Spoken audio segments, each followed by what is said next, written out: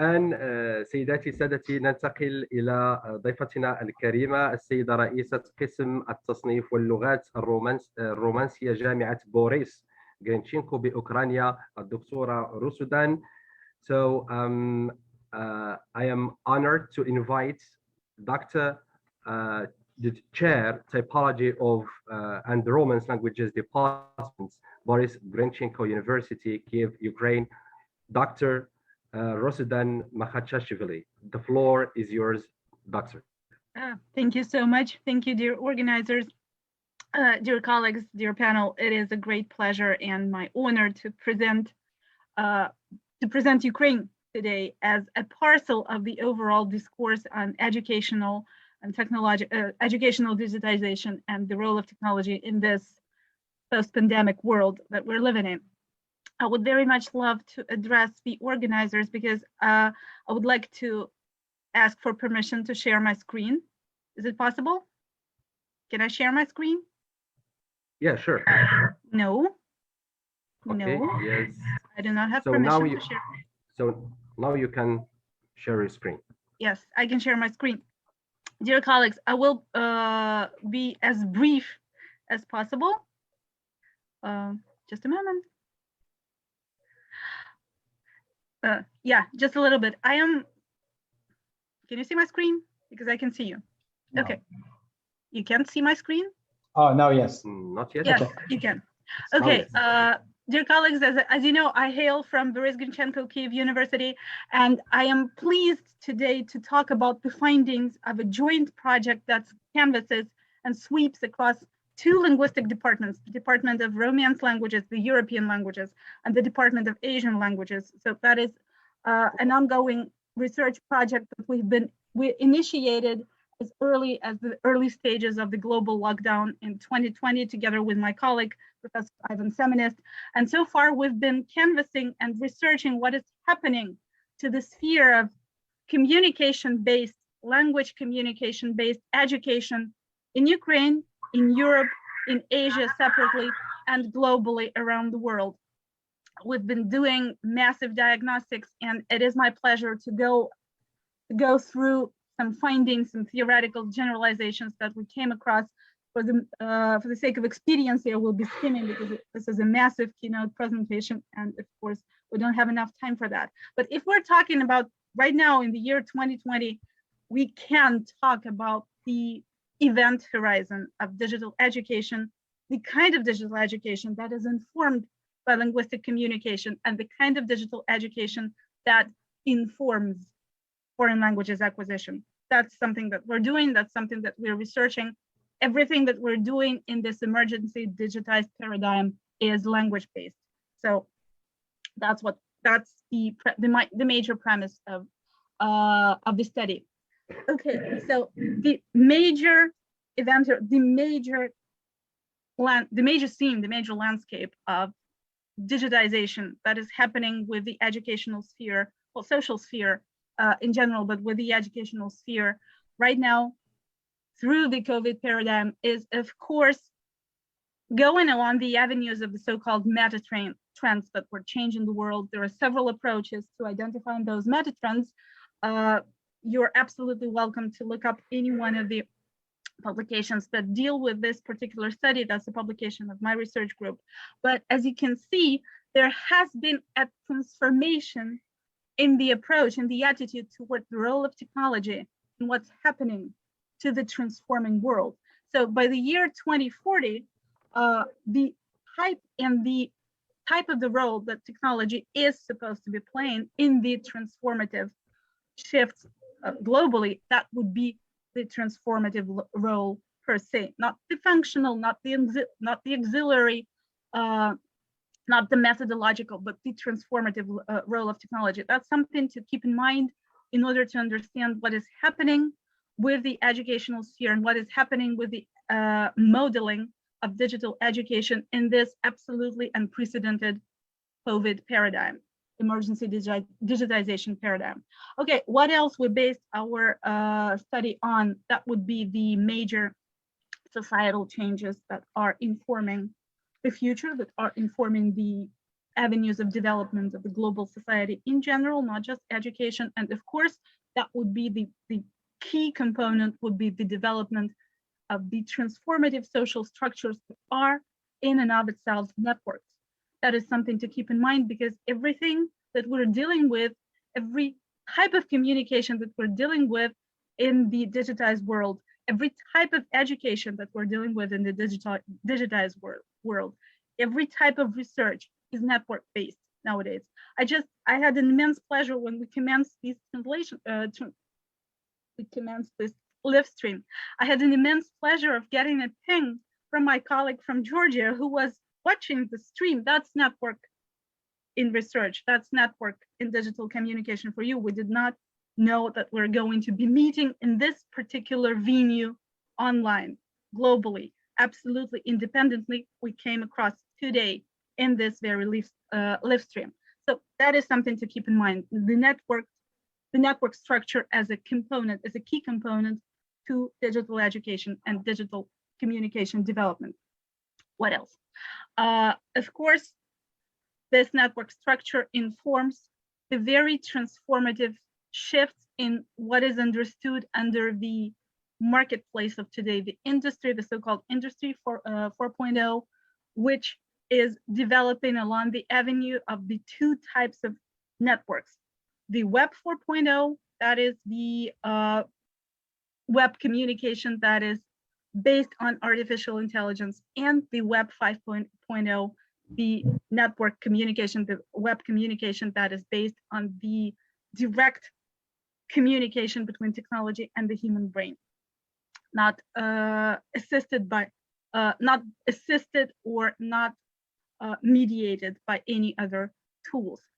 That landscape of technology transformation, most importantly, which way it correlates to the educational development, it informs the development, the necessity to develop qualitatively different types of skills.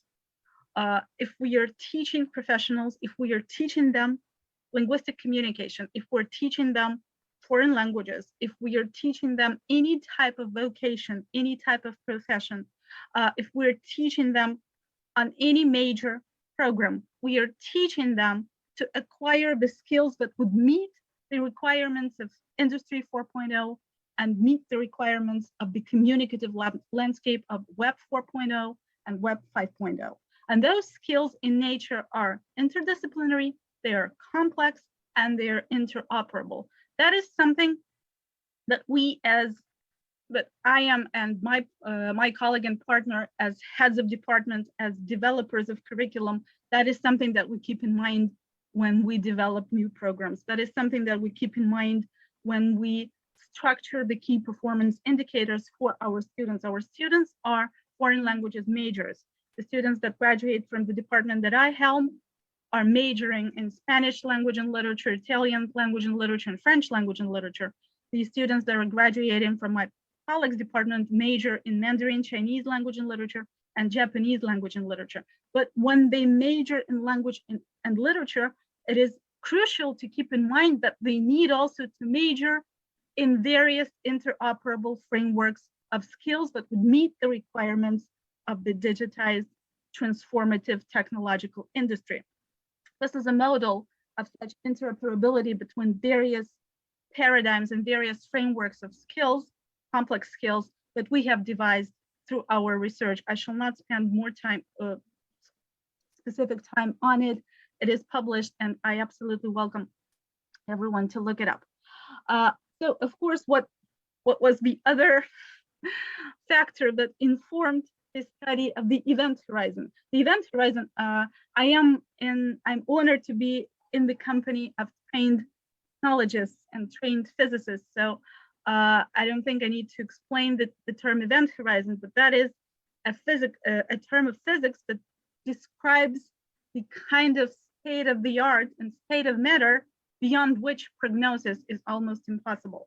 So that event horizon for the global community has been transformed irrevocably by the black swan scenario of the COVID pandemic. The black swan scenario is a philosophical term by Nassim Taleb, a sociologist, a philosopher, which describes a historical event of such magnitude that it could not have been predicted, but its impact is long-lasting and could only be understood in hindsight. So what happened to the educational sphere after that black swan scenario would be the emergency, ongoing need to adapt all the social and educational scenarios to the digital form. The prior example would be the conference that we're having right now, which is totally adaptable. That's something that we would not have been having 2 years ago, probably. It is the need to upgrade the digital competence of everyone involved in the educational process, and it is the need to activate the complex interdisciplinary skills that are otherwise dormant for the educators, for those who are acquiring a foreign language, for those who are teaching a foreign language, for those, well, actually that also holds true. This very pattern also holds true for any other educational sphere outside of the foreign languages, because as it turned out, emergency digitized education, and that's something that we also diagnosed, emergency digitized education turned out to be so much communication based that the linguistic component of it, the sheer communicative component of it, could not be evaded. If you want to analyze digital education nowadays, you have to infuse that analysis with understanding of what digital communication is, how it works, what are the soft and the hard skills of digital communication. I'm going to be moving very, very briskly. So what else we did? We combined the structure of digital transformation trends. That is a development that has been suggested for the year 2030, actually. And we combine those with the structure of multiple disciplinarities that inform the development of digital education. The multiple disciplinarity approach treats disciplinarity as a 3-tier consecutive structure. Multidisciplinarity is an assemblage of different disciplinary inputs. Interdisciplinarity is the interconnectivity of different disciplinarity inputs, and transdisciplinarity is a result of the fusion of different disciplinarity inputs. So what we got as a result would be, just a moment, would be the model of digital education framework based on the structure, on the computational structure of multidisciplinarity as an input and transdisciplinarity as an output, going through different silos of digital education component and digital educational content components. And the most important premise of our studies would be the fundamental rethinking of the traditional communicative structure scheme introduced by Claude Shannon as early as 1940s, because for the first time in the development of human communication, since the very first time that the human brain developed the ability to speak and to address another human, for the first time, this communicative scheme, its 5 components, have to be rethought in terms of the different, qualitatively different participants of communication. For the first time, the source of information in communication and the destination of information in communication are not only exclusively human anymore. We have the machine, the technological environment as the source of information, and we have the artificial intelligence as the source of information nowadays, and we have the technological environment or the artificial intelligence as the destination of information, as the end result of communication nowadays. So for the first time, that communicative premise of digitized interaction, or any type of interaction, has to be revised fundamentally. That's also something that we've developed through our studies.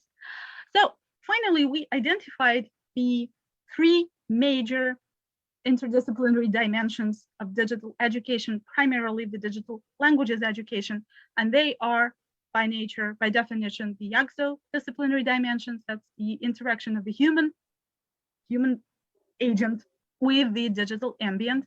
They are endodisciplinary. They are the interaction of the human agent with another human agent within the digital ambient, and they are extradisciplinary. That is the interaction of the human agent with the machine agent in communication. I will very, very briskly skim all the way to the trends in digital education that we've identified, but I wanted to point out several premises that also inform the identification of those trends. Those premises would be primarily the three major free ways of digital transformation of education. These are the major avenues along which digital education in any sphere, but specifically the digital education in foreign languages, gets transformed.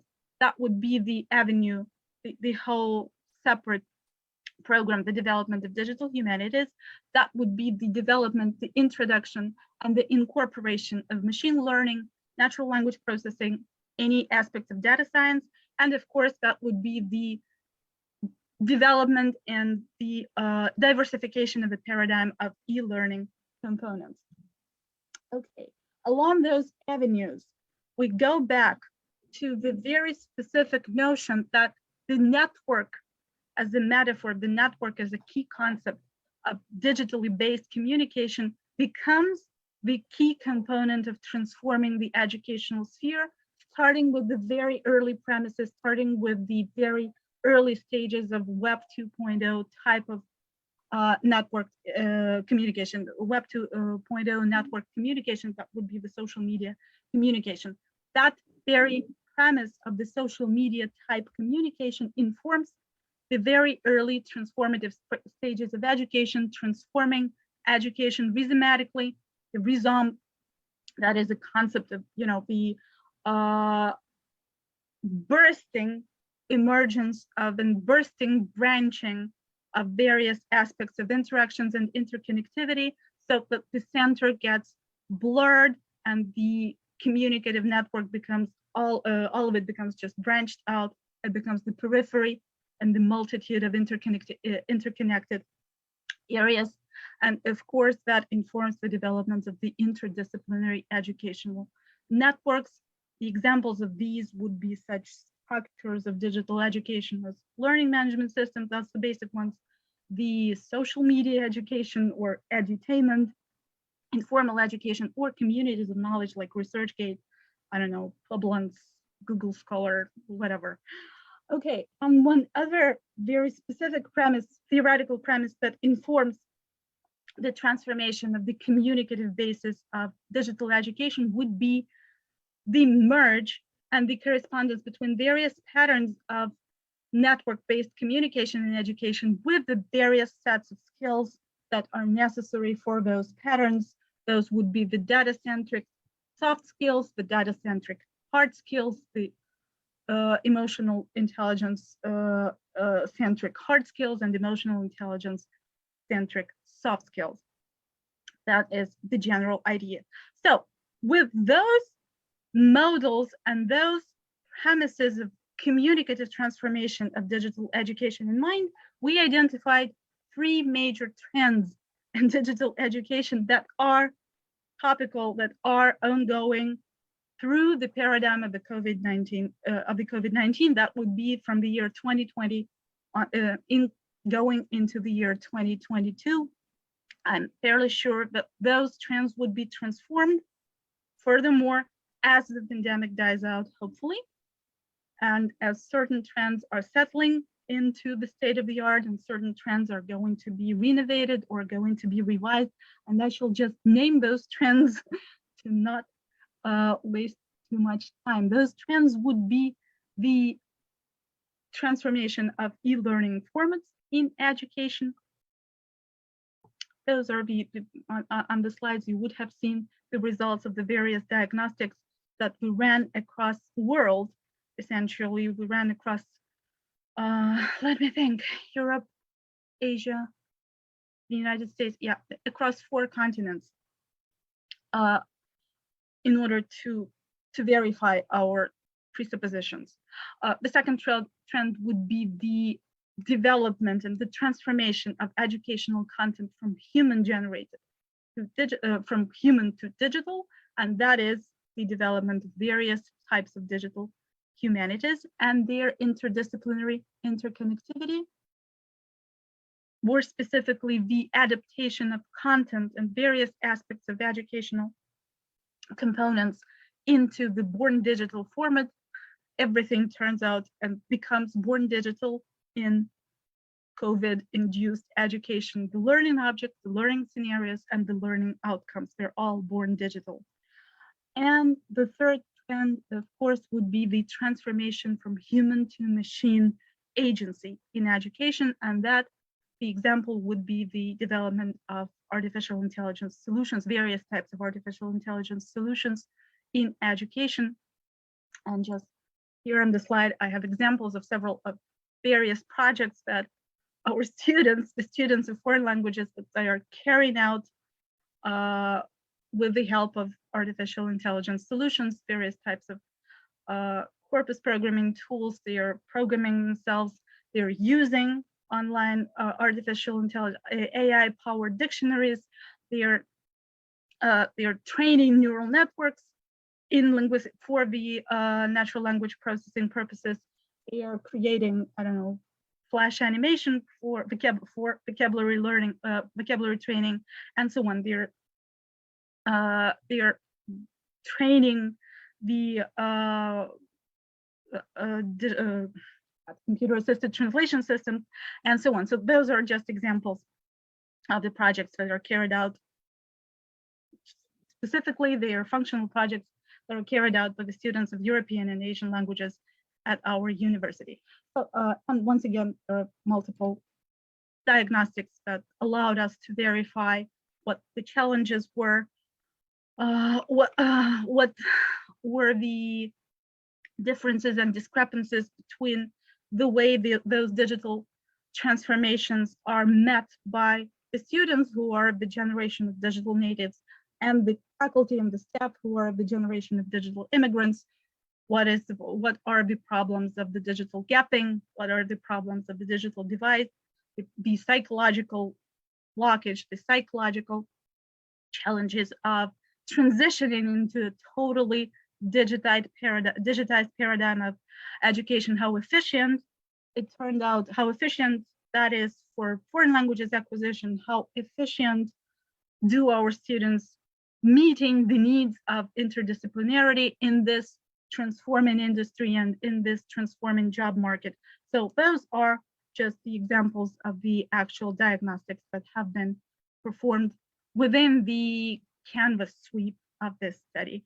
Thank you greatly. Thank you greatly for your attention. It is my pleasure.